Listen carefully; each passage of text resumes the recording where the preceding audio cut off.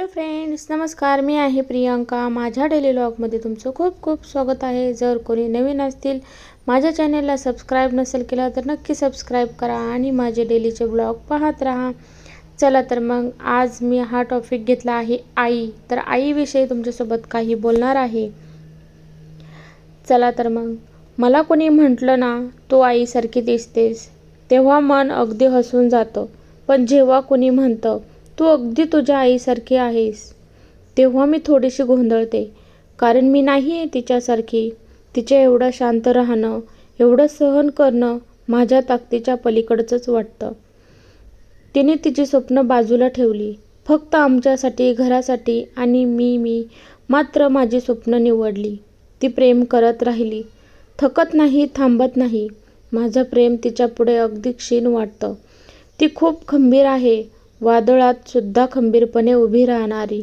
कधी कठोर पण मनाने अतिशय मृदू, कधी बोलकी पण बहुतेक वेळा तिचं मौनच समजून घ्यावं लागतं.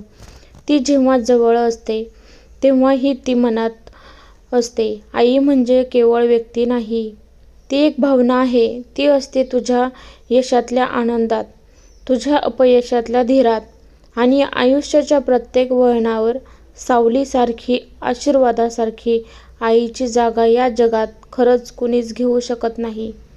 कारण ती एकदाच येते, पण संपूर्ण आयुष्यभर आपल्यातच राहते. कसा वाटला माझा हा छोटासा ब्लॉग कमेंटमध्ये नक्की सांगा.